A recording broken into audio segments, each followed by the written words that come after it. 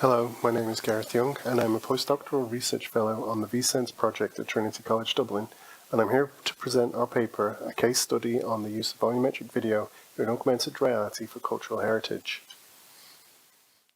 In this brief presentation, I'm going to introduce our exploratory case study on a musicologically focused AR application. I'll cover our methodological approach and the analysis of our findings. I'll then touch upon the limitations of our study, and I'll contextualize our findings in further applications for cultural heritage. As many of you know, augmented reality is growing in popularity and is proving to be convenient for many different applications. By harnessing the various integrated sensor technologies of emergent AR tech, new applications can easily be run on commercially available devices, such as tablets, smartphones, and head-mounted displays. AR is proving to be particularly valuable in cultural heritage applications as it can be used to reconstruct previously lost environments. It can be used for curation and storytelling, and it is proving to be effective at highlighting specific elements of interest within museums. Each technique for AR content creation has both advantages and disadvantages. For example, computer-generated characters can feel uncanny or unnatural, and can require high budgets for accurate reproductions. Motion capture, on the other hand, offers some compromises. However, the requirement to wear markers creates other hurdles for content creators and the actors being recorded. For these reasons, we focus our current research on volumetric video. Volumetric video is also known as 3D video or free viewpoint video, and it is created using real-life, live-action video footage. VV reconstructs a 3D scene by placing multiple cameras around an object or person. The number of cameras used can vary, but the scene is always simultaneously recorded from multiple angles, and a sequence of 3D models is generated with bespoke 3D reconstruction techniques. This allows the reconstructed video to be viewed from multiple angles with 6 degrees of freedom.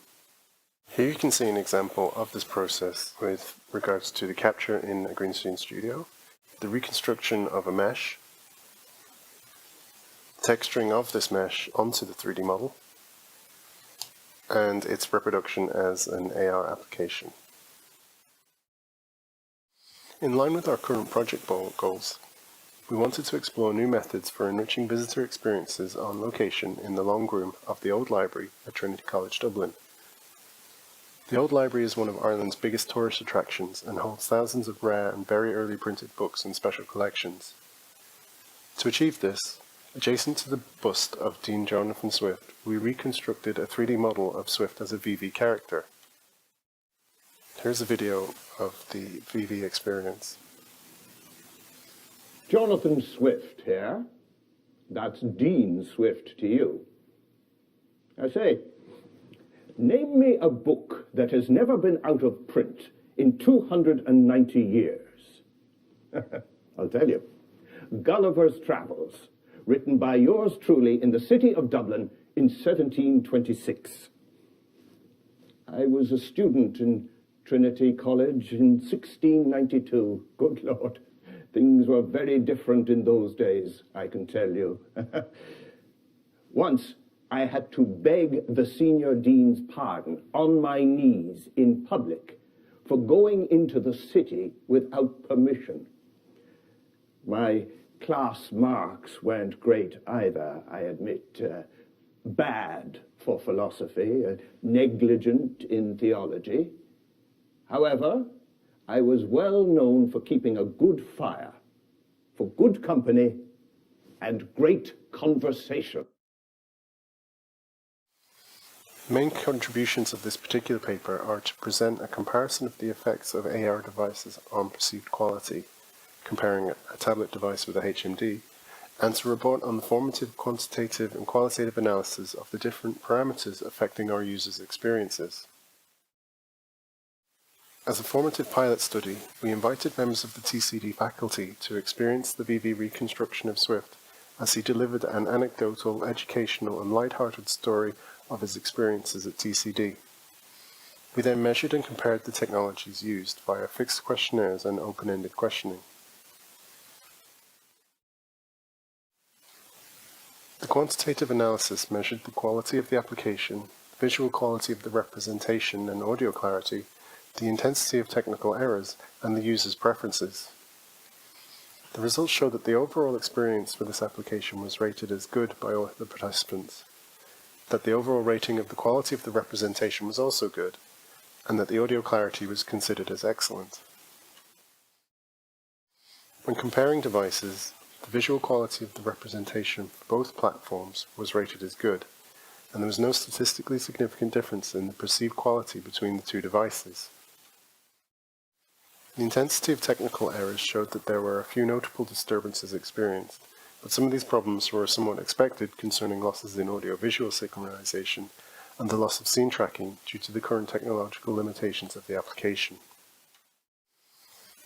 Overall, the majority of users expressed a preference for the HMD, as it was created a qualitatively immersive experience that we'll discuss shortly. The qualitative open-ended responses explored topics of visual quality, technological limitations, and the topic of immersion.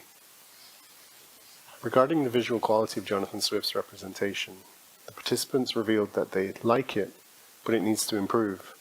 And similarly, overall responses towards the character's quality were mostly positive, but a number of artifacts detracted from the overall experience. Regarding the technical limitations, the participants' comments highlighted the shortcomings of the technology they were asked to use. Particularly, this concerned pixelization, synchronization of playback, field of view, and real-world scene tracking. With references to immersion, the AR application was successful in presenting the participants with an overall quality immersive experience, and participants also mentioned that a personal conversation with a very lifelike figure of Swift was had, and as one particular participant stated, it feels very compelling, and that it feels real enough for a good experience. Some criticisms to immersion were noted due to the representation of Swift being pre-recorded, particularly as the model doesn't track you, and Swift is looking at one point in space. It was suggested that the users would feel more immersed if the location was tracked with Swift's gaze and he followed them around the library. The limitations of our research concern the volumetric video and our explorative methodologies. Although VV enables the capture of real-life 3D content, the technology still has some restrictions, as was openly pointed out by our participants, such as the lack of interaction and the reconstruction and visualization techniques that were used. These findings are also somewhat hampered by the more obvious limitations of our pilot study approach. In our formative case study, we've presented a use case experiment that serves to evaluate a prototype cultural heritage VV AR application. The results show that although the overall quality of the application was found to be good, for this particular application, further experiments are needed to validate our findings and the use of VV in AR. This factor was particularly important for our users when regarding immersion and interactivity. To fully address these current limitations, we plan on conducting a larger and more robust field study during the old library's regular working hours, and to explore the specific question, is VV the best representation technique for cultural heritage-orientated augmented reality applications? Other aspects will also need to be explored in relation to the long-time use of VV applications in order to control for novelty and exploring new and emergent AR devices in actual practice.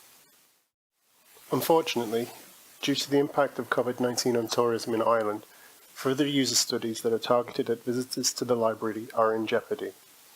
However, due to the nature of volumetric video, we can reimagine the experience of visiting this cultural heritage site using virtual reality instead. In virtual reality, we can reconstruct the library using photogrammetry and place Dean Swift in the same location. However, this fundamentally changes the impact of site-specific cultural heritage and augments it into a different experience altogether.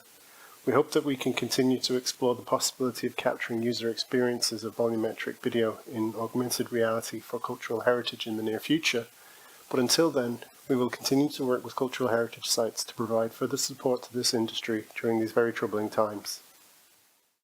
For more information about the Trinity Long Room Mixed Reality project featuring Jonathan Swift, please visit the vSense website, and feel free to check out our other creative experiments while you're there, such as the Mixed Reality Play Trilogy, Image Technology Echoes, and Mixed Reality Ulysses.